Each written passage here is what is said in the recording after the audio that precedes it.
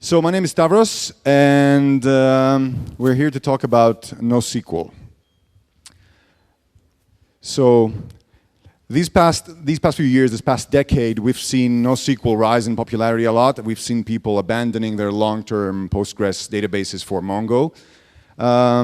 In fact, since the creation of MongoDB and the rest of the NoSQL databases, we've reached a point where there's 1 million new projects started every day using Mongo. Don't quote me on that. I made it up, so it sounds true though. NoSQL databases are liked because of their ease of use, ease of deployment, convenience, and general ease of prototyping. So this is basically why many people use NoSQL databases. How many of you have used a NoSQL database? Raise your hands if you started projects using NoSQL databases. All right, so quite a bit of you. We need to talk. Yeah. I'm here to convince you that you shouldn't start projects with NoSQL databases. Because, well, first of all, let me kind of guide you through the content of the presentation, because I've talked about this a lot and people have a general reaction when this topic comes up. So at first it's denial. They're all like, NoSQL is fine. Don't go all up in my stuff. Then comes the anger. How dare you talk about my beloved database like that? Then you get bargaining. It's like, no, it's fine. Maybe I can write some tools to make it better. Then comes the depression, and then at the end, you just switch to a relational database, which is the desired outcome. So why is this an important topic? As the previous presentation said, it's an important topic because data is an important layer in our stack. You can more or less easily change the business logic part of the app, but the data model is much harder to change. If you make a mistake in the data model, then you have to change all of the code that uses the data model, and you also have to do all the migrations, all the hard stuff that come with fixing that in your database layer. So it's worth getting it right from the start. So in this talk, I want to go over some pros and cons of each data store to kind of help you pick the right one when you start a new project and when you transition off of one data store to maybe a next one. We're going to start with a history of databases because many people don't really know about how databases were created, what happened, and the whole history of the thing. In the beginning, we had the hierarchical model. So the hierarchical model was basically a big tree of things.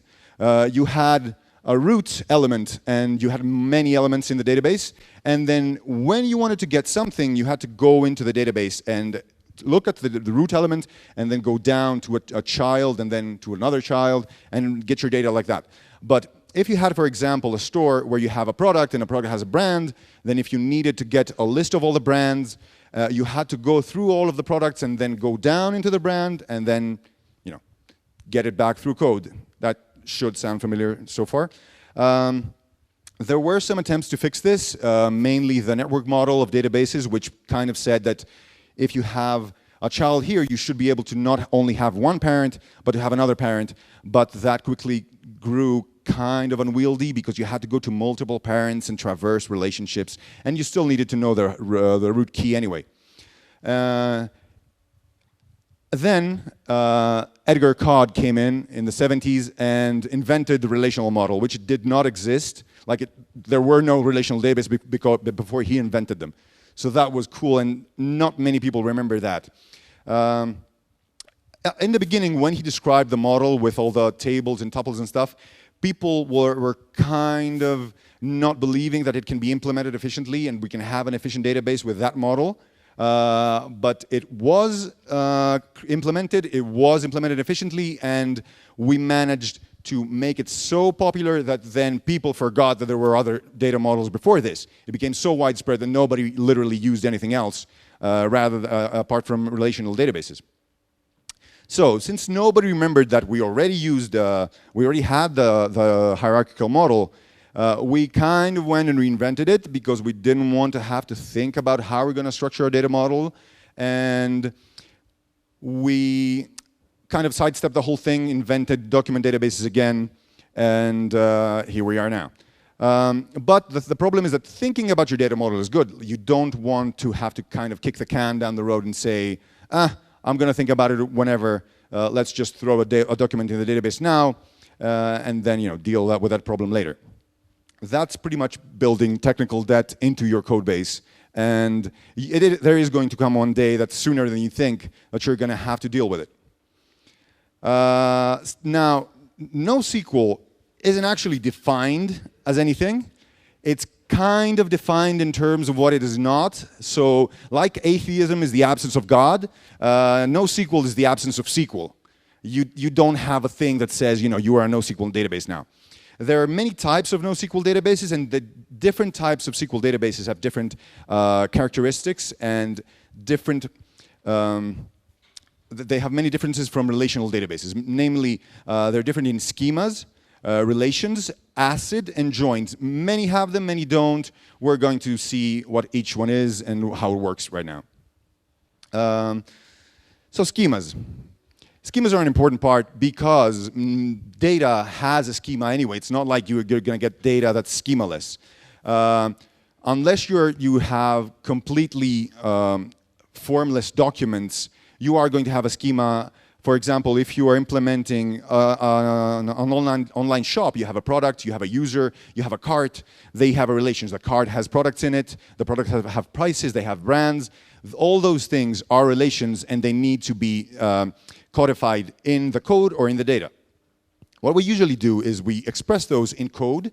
So we program our backend and we say, okay, make sure that the product has a price, and then you look up the price later.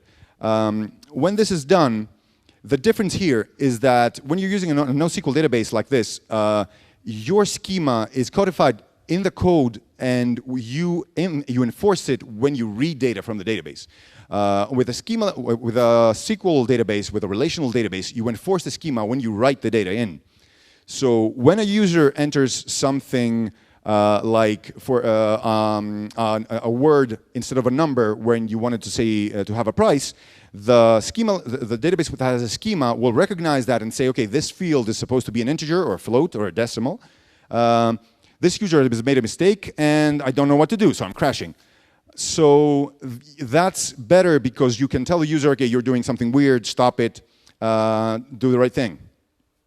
When you're using a NoSQL database, you don't have a schema, so the user goes and writes that thing, and then when you think you have a database full of RAMs, instead when you read it, you get a baby that's dressed as a RAM instead.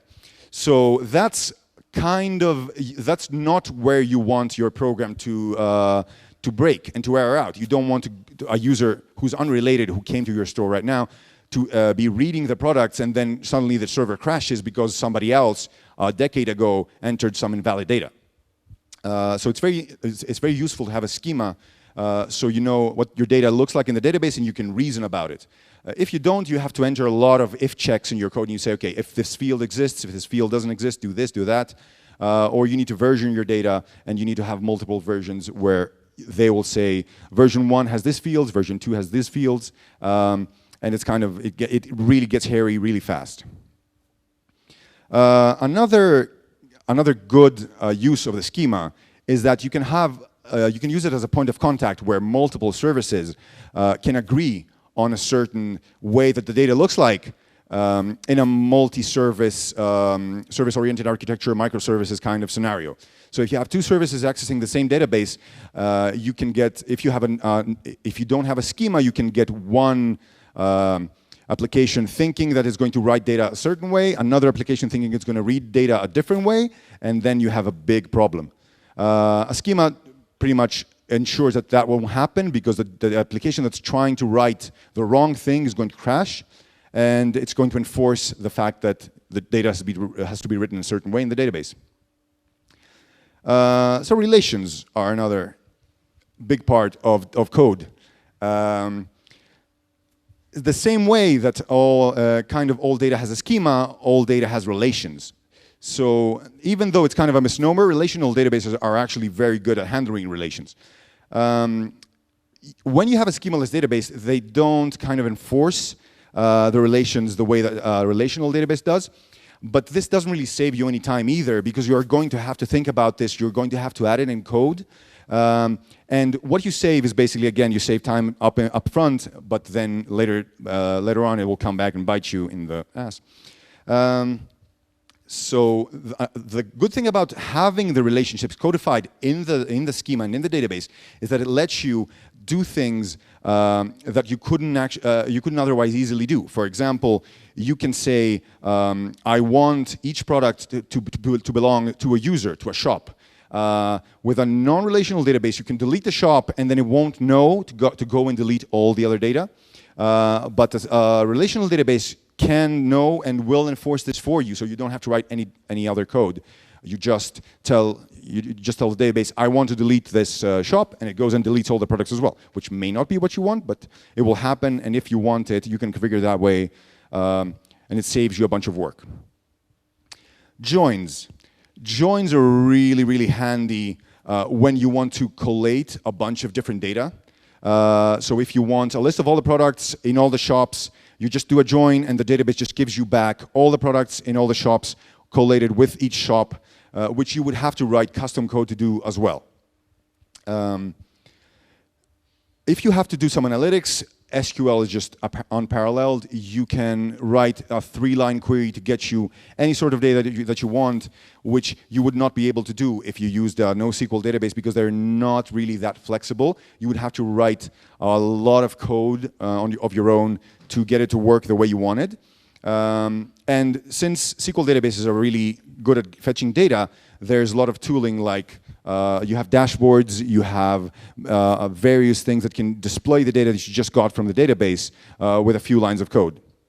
Now, there is kind of one caveat where if you have to do a distributed join, that is actually very hard.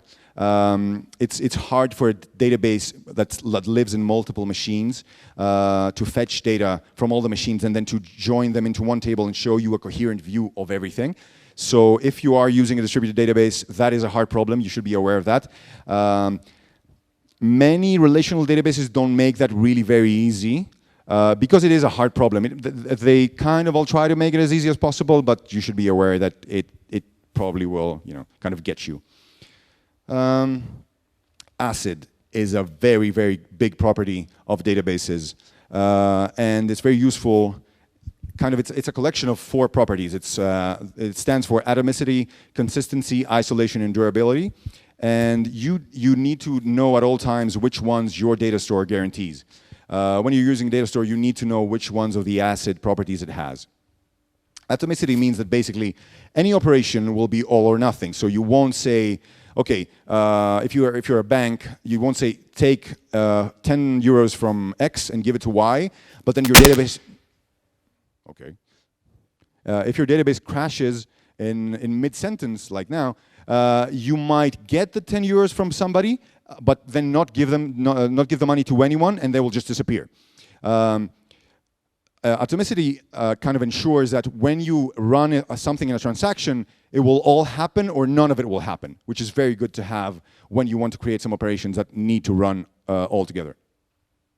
Consistency is another big thing. Which, as codified here by our glorious leader, who is the paragon of consistency. When you say one thing, don't do another. So basically, if you tell the database, I want my foreign keys to be enforced like this, the database will always keep your data like the way you said. So you will be sure that each store points to a product, or each user in each cart has some products in it, or things like that. I'm going to keep the slide up for you taking photos, but make it quick because I want to switch. So yeah, consistency means that no operation will violate the schema constraints, and you can be sure that the database is always what you said. Isolation. Isolation basically means that each query that you run will not be interfered by other queries. So if you have a parallel database, if you have many processes running queries, they will all see the same kind of view of the world. So one process writing into a table will not be interfered by one that's reading, or vice versa. And basically it means that every process will see the database as running in a series, that all the commands will be running in a series. So that's pretty important when you have parallel users. Durability is kind of the most useful property, which means that when you write stuff to a database, it will stay there, which you do not want to not have. Almost all databases have this, except for Mongo maybe. But you really do need this. You don't want data to be going away. I have a story about Mongo. If you want, you can ask me later. So it's really, really important to read the instructions of the database that you're using and to know which ones of the ACID properties it has, because you don't want to kind of assume that you will have atomicity and then realize, a year down the line that your database doesn't actually do transactions and you can't have data changing atomically. Many databases, depending on what they advertise, don't have one or more of these properties. Relational databases, on the other hand, kind of make a big deal out of having all this, and they do support all of the ACID properties to a large degree. Now, there's kind of a particular subject that people have been complaining about, migrations. I've heard from many people say that, when we're using SQL and we're using a relational database, we have to go and do migrations. With NoSQL, I don't have to do that, just write the data and that's it. But you do. You do have to, if you remove a field or you add a field or you rename a field, you have to write some code to go in and change all the names of the field in all the tables. And if this is not done carefully, then you might get, for example, while you're migrating, while your code is running and you're renaming the field, a different process might write with the old name of the field, and then you have one single element, one single entry in the database that uses the old schema, the old field name. And then, good luck figuring that out. You will see it when it crashes because somebody came in a year later and tried to read it. Since you need to do that anyway, you need to have some way to tell the database that you need to rename a field or you need to do whatever data migration you might need. SQL databases do that very easily. You can just tell them, rename this table, rename this field, and they will lock the table. They will make sure that any writes go into the new field name, and they will ensure that everything is taken care of. NoSQL won't do that, and they will give you trouble. There is a kind of problem that I hear that when you're using SQL databases with Node, it's hard because it doesn't have good support, but we're talking about a thing that people made to be able to run JavaScript on the server. So if you made JavaScript run on the server, you can write an ORM. Like, somebody write an ORM, please, so I don't have to hear this complaint. Yeah, get on it. Premature optimization is another thing I hear all the time. Here's a person just innocently opening a bottle of beer. So I hear people saying, my application might grow to have 10,000 customers. What do I do? First of all, if your application grows to have 10,000 customers, you have a good problem. You don't really need to worry about that now. Second of all, 10,000 customers, the database won't even notice. It's nothing.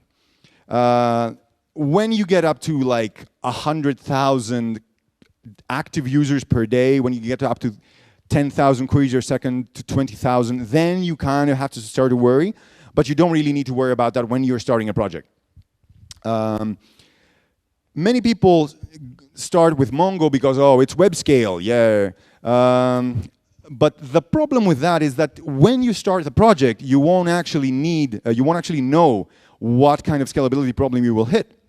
If you have many writes per second, that's a much different problem than if you have many reads per second. If you require lots of aggregation through different tables, that's a very different problem. Random reading, sequential reading, it completely changes how your database is going to react to all of these problems. For example, Twitter, if you remember Twitter in 2011-12, you used to get the fail whale all the time. It crashed all the time.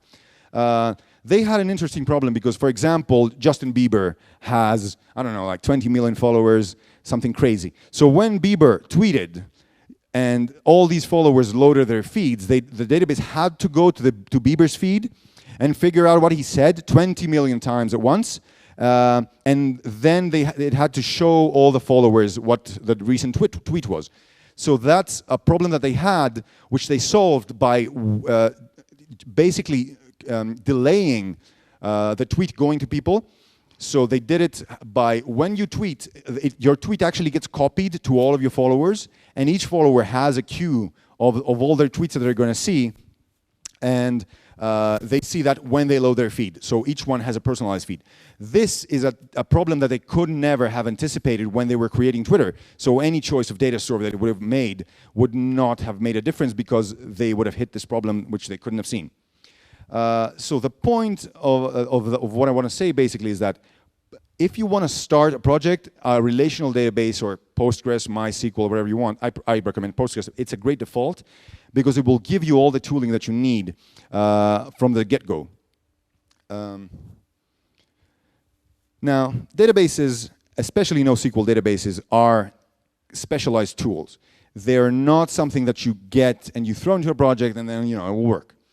I want to go over some different kinds of databases, of non-SQL databases, and show you and tell you what they're good at. So for example, if you need a data structure server or a cache or something like that, it's something that's really fast and has unique data structures, Redis is an amazing choice. I deploy Redis onto every project as a cache. It's fantastic, I love it. If you need a queue, for example, a quick queue broker, amazing. Neo4j, if your data looks like a graph, if you need to find minimum distances between graphs, cliques, things like that, Neo4j is just fantastic. It will give you all the tooling you need right off the bat. Cassandra, if you need multi-data store replication, then it's pretty much the best there is. It supports a schema, but it has different characteristics that it doesn't support, but it's a great database for replication. React is also a very competent, tunable CAP store if you need to tune your reliability versus your availability, things like that. That's a great store. RethinkDB is a fantastic document database, so if you have things that look like documents, don't have too many relations, don't really have a schema, Rethink I would recommend. It's a great database. It's kind of dead now, but FoundationDB is fantastic if you need a distributed key value store. It's apparently the best. Like you can just shut off machines mid-work and it will do the right thing. It will work. CouchDB is amazing if you want to sync a client to a server. If you have multiple mobile apps and you want to sync their data, you want to make them available offline, and then when they come offline, you want to send the data to the server, CouchDB will just do it by itself with minimal hassle. Blockchain, if you want to make your own distributed, decentralized, trustless currency, and for no other reason. Do not put a blockchain in anything that's not a currency. If I hear blockchain, anything, no. Datomic is fantastic for, I don't actually know what, but Rich Hickey made it, so it must be amazing. MongoDB, if you hate your company, you want to see it fail, then just pick that, you're done. 10 years later, no accountability for you, you'll be long gone. It's gonna, go out of business. So what do we pick? As I said, you have to pick the right tool for the job. Don't go and inserting any of these data stores when you're starting out. If you need them, you will know. Since you don't know at the start what the problem is, there is no one-size-fits-all. The closest you can get is a relational database.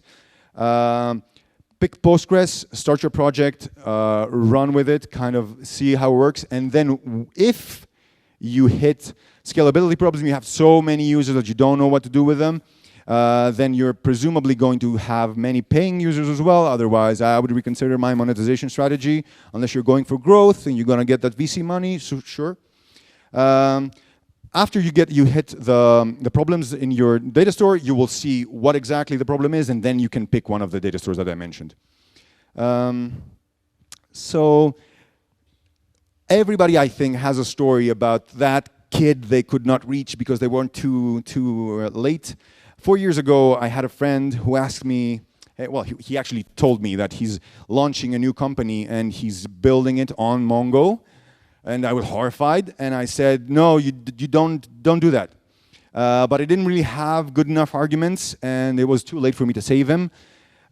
His company went on, and now they're doing actually very well, but they're still using Mongo, and it's a trash fire. A few months ago, he asked me how to migrate everything to Postgres. I wanted to laugh, but I didn't, because I'm a good person. And this is another good point. Technical problems won't actually kill your startup. They will just make it more expensive and harder for you to do things down the line, because now they're facing big problems needing to migrate off of Mongo to get basic things like analytics, but they can't because they have to rewrite the whole code basically, which is terrible. But this time I have better arguments. So if any of you is thinking about using Mongo, don't. This is a cautionary example. So this presentation is dedicated to him. He's not here today, but I will show him the video. This book is amazing, and it's where I stole pretty much the whole presentation from. It's called Designing Data-Intensive Applications. I recommend it.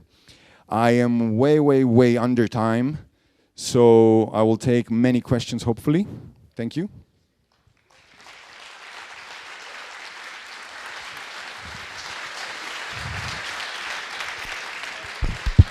Awesome presentation and great slides. You have 15 minutes. Yes. So enough time for Q&A. Right. So who's up first? Questions? Raise your hands. If there are no questions, I'm going to tell you stories just for 15 minutes, unrelated to that presentation. But first, actually, yes, let me recount the Mongo story. So back in 2009, 10-ish, when I was a young boy, I was doing my master's dissertation in London, and it was basically I had to scrape all of Last.fm, all the friend relationships. So I figured, you know, this new MongoDB thing's probably is going to be amazing. Everybody's talking about it, so I started using that.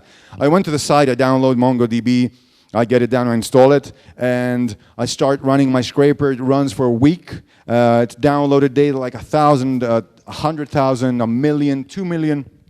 Then it got to like 2.5 million, and it didn't stop, it just stopped growing. It kept parsing things, it kept scraping users, but the database was just showing 2 million something records. So I wondered why, and I look into it, and I realized that Mongo is actually, if you're using the 32-bit version, it is actually overriding the old data with the new ones without saying anything. It's just like, you want your new data? Sure. Here, you don't really need these old ones, right? And it kept overwriting. I was like, I went to IRC and I said, what is this? Oh, they said, there's a big warning on the page. Why'd you download the 32-bit version? Why could you not write a thing that said, do not put any more data in it, it's full? I don't know. Anyway, I get the 64-bit version. I'm like, fine, okay, I didn't read the warning, it's on me, whatever. So I get the 64-bit version, I install it, I rerun the whole script again, of course, because the data was gone. So it keeps growing, keeps growing, keeps growing. I'm looking at it, I'm happy. And one day, I look at the counter, it says 4 million, it's like amazing. I go to look at the data, and there's nothing there. It's just like, you could count them, and they were 4 million, but they weren't, if you tried to get any, there weren't any, just get an error. I restore from backup, and apparently this had happened far back enough that there were no backups. They were just all corrupted because I didn't realize there were no data in it. So I switched to SQLite, and it was 10 times faster. SQLite, not even Postgres or anything. 10 times faster, and my data was there at the end, which is amazing. So I love SQLite now. And yeah, don't use Mongo. Any questions? So people ask if you can go back one slide. I can go back wherever. Thanks. Next question. Here, this slide's amazing. Yeah. Yes, it's called Designing Data-Intensive Applications by Martin Kleppmann. I think it has an animal at the front. It's really good for a big overview. It's recent, so it's 2017, I think, maybe. It has all the latest databases, and it's kind of an overview of what everything is. So I definitely recommend it. I think it's free, or I stole it. I don't remember, but I didn't pay for it. I think the PDF is free, but the book you have to actually pay for. All right, other questions about a MongoDB user and how good Mongo is? Nobody? All right, over there.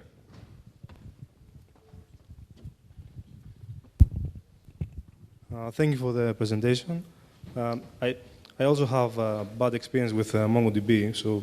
Welcome, brother. Yeah, I also don't recommend it, using. But, okay, I get why not Mongo, but why not any other SQL language? For instance, Cassandra is a very decent choice. Also, if you like to do analytic queries. It is, but again, it kind of has... It's for specialized uses, so you have to read about how it does, like all the writes and the log appended and the tombstones and things like that. If you want to get good performance, you have to be aware of how it works internally. So it won't give you the great performance out of the box. Again, Postgres is kind of a good default that will give you performance whatever you do, and the other ones need more tuning, basically, even if you know how to use them. For sure. Yeah, that's kind of the only complaint. But also, it scales much better. Yes. And you can do analytic queries. Sure, but again, your application is it's not a single thing, right? You won't need to scale everything. You will need to scale maybe one table or one relation or something. So when you get to that, you don't need to trade off the disadvantages for all the application. You can just say, okay, this table that needs to scale, we can put it on Cassandra and we can scale that. So that's kind of why. And then you keep having the benefits, and you have the benefits of SQL, and then the benefits of scalability as well for what you need it for. Okay. We both agree that for sure you need to know what you exactly want to do with your database in order to. So maybe NoSQL is not a good default choice, but if you know what you're doing. No, exactly, yes. It might be a really sure, good choice. Yes. I mean, if you know what you're doing, yes, then you know what you're going to use. You don't really need this. My problem is with people who say, "Oh, I'm starting a project. What should I do? Just Mongo, just write the object in there." Next question. Yes, the Captain America wearing T-shirt target person. Just throw it. He'll catch it. I was just wondering what you could see as the future of the relational databases. What sort of you mean, like the past, the present, from and the 10 future? years from now, how we could see? I mean, should we expect them to be, let's say, somehow transformed or migrated to NoSQL or not? Especially in the banking industry or ESOPs or stuff like that. We as engineers, what we should be looking at for the future? So the kind of problem is, okay, first of all, we need to build better tooling in our language for the database, but that's not kind of a database issue, it's a language issue. But for the database themselves, they do need to get more scalable. For example, Postgres doesn't really have a great scalability story right now. You can do master-slave replication, you can do those things, but they're not super easy. Like, it's not like, take a Mongo, connect it to a second Mongo, and now you're impressed and your data is gone. It's, you have to do work. I'm sorry, I ate my dissertation. What am I going to do? I lost a month.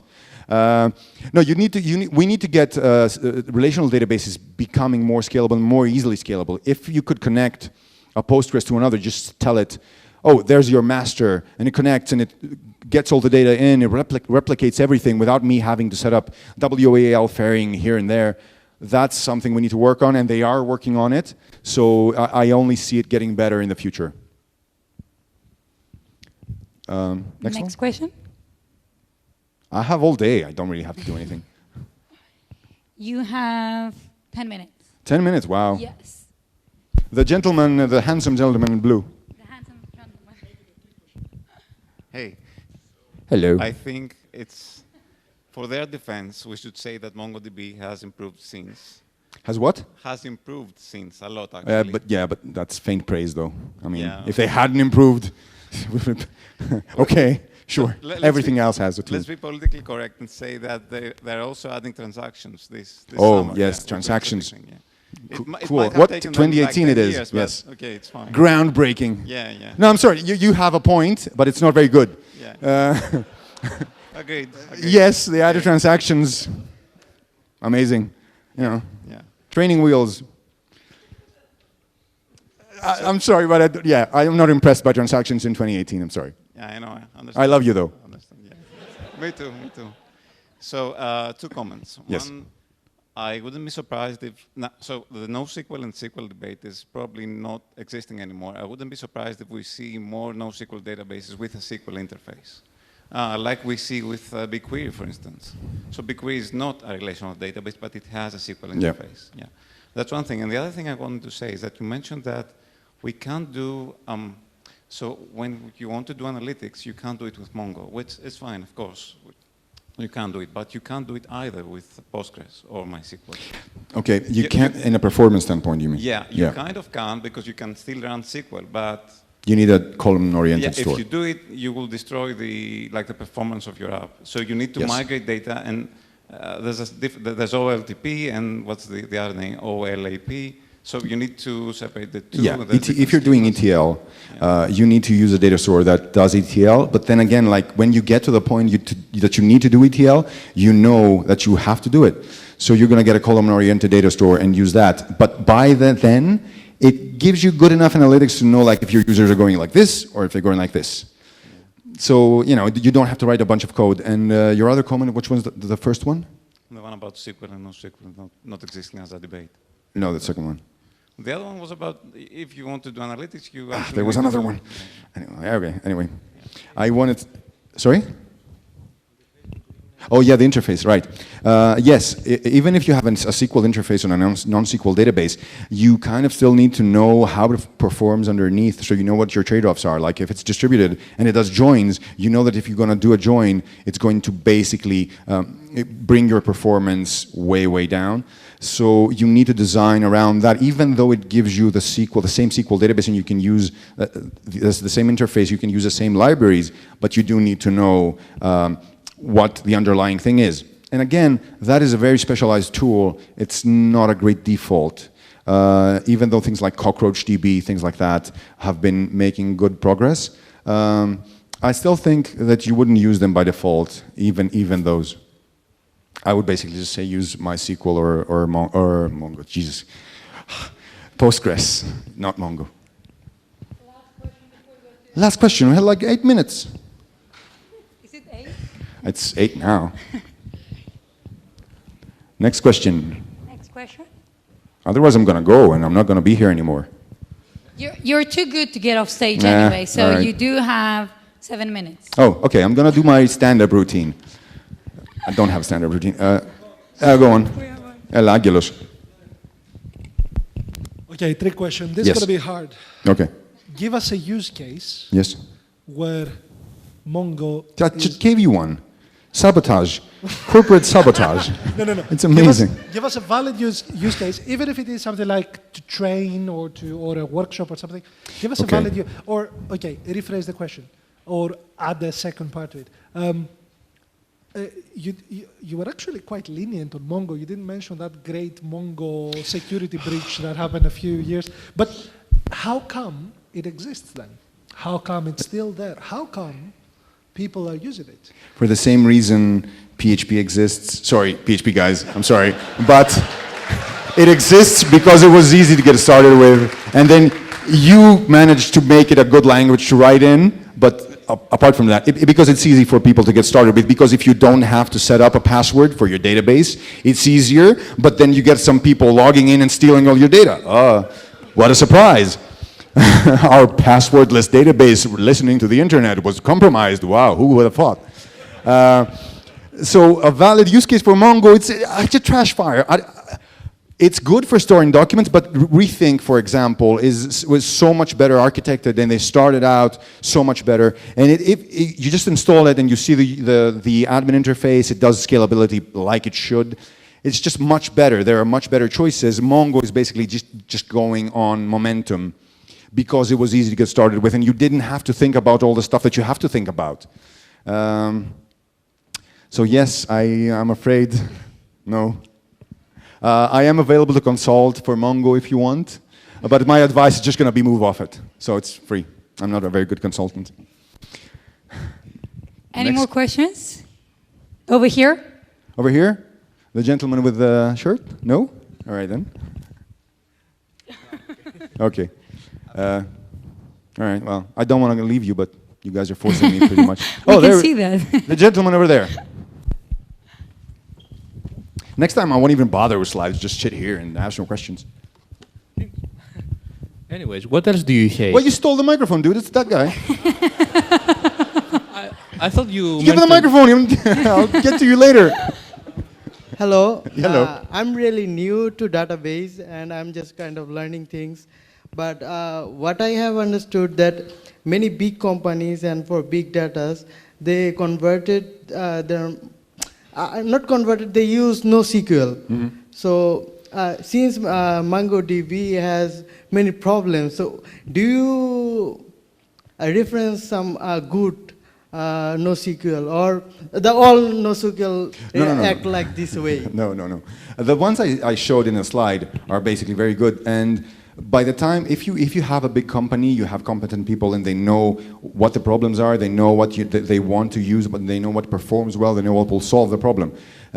When you get to that point where you have the exact problem, you know, this table is taking too long to be queried because everybody keeps writing into it and then you can't read because it's a big query, big join, blah, blah, blah.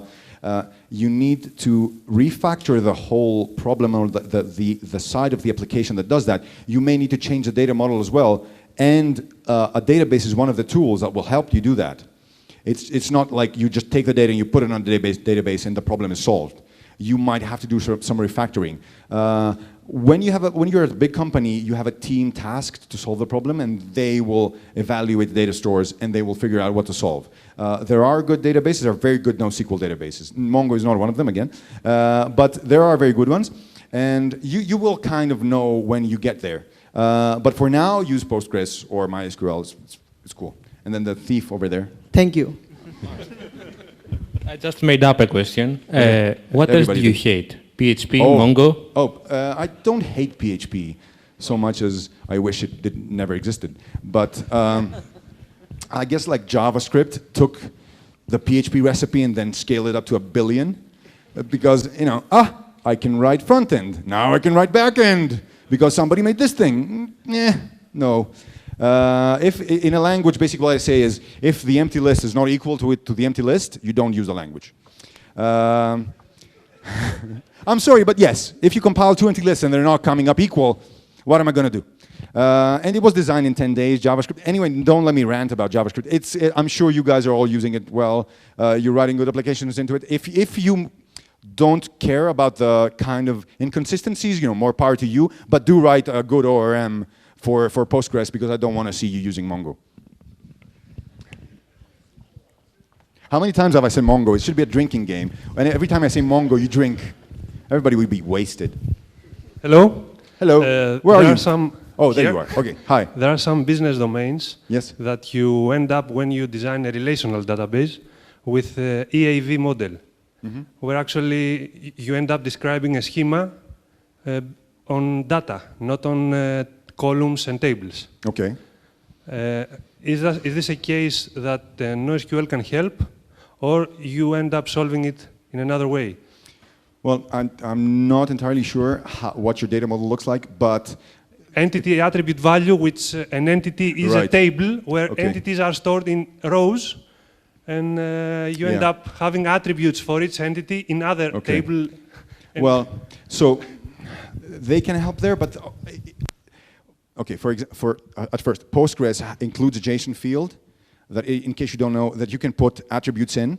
They can be queryable and indexable, so you can query into the JSON field. You can say, I want the JSON field that has this key with this value. If that's not a good fit for your use case, then you kind of need to go to a different database. But again, it's a specialized thing that you will know when you have the problem that you need to use X because it fits your data better. For example, if you have a graph data model, you need to use Neo4j. You're not going to go and use a relational database. So yes, as a specialized tool for specialized data models, yes, then it can help, as long as it's not Mongo. Next question. Last one. All right. Come on, who's going to be the lucky guy? Or girl? Or other? There we go. The gentleman that raised the hand and the friend who lowered it.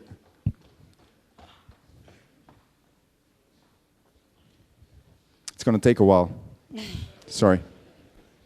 You're at the wrong side. So thank you so much for the presentation. Thank you. I want to kiss your legs right now. I've been working with Cosmos DB, which is like the Microsoft flavor of Mongo. Okay. Which Is makes it it as even bad? better. It makes it even Okay. better. Yeah. My condolences. So yeah, I have a rhetorical question that you can include in your next presentations. How many Turing Awards have been won by NoSQL solutions? Turing Awards. I don't know. How many? 0. I don't get the joke. It's like for the NoSQL lovers, take a hint. Okay. Well, I'll let them take the hint. Thank you. Thanks. Was that the last one? Up to you. Do you want one more? Sure. I mean, it seems that we're rife with questions. And then we'll be hijacking the coffee break. So last one. Yes. Okay, sure. A nervous hand over there. Oh, over there. Okay. Hi. Hey. We want to store application statistics in a SQL database. Should we store JSON data inside the database or use a hybrid solution and store this data in a NoSQL database? So it kind of depends on how much data you want to be structured versus how much you want to be unstructured. In some cases, when you have a big blob and you only want to query one or two fields, you could either use Postgres' JSON-B field or JSON field, and you can query the 2 fields that you want, or you can split them out into an actual column and then use that to query the data. So it kind of depends on your use case, kind of depends on the ratio of structured versus unstructured data. It depends on the problem. Again, it's a relational database is good enough that you don't really need to use a NoSQL database for this. It's a simple enough problem if I'm understanding it correctly. But yeah, if you see that you outgrow it, then you could move into a data store that's kind of better, that can better handle your use case. But I think for simple use cases, it's fine to use Postgres in a JSON field or just dump JSON in and split out the columns that you want. All right, that was the last question. Thank you very much. Thank you, Stavros. Big round of applause. Thank you.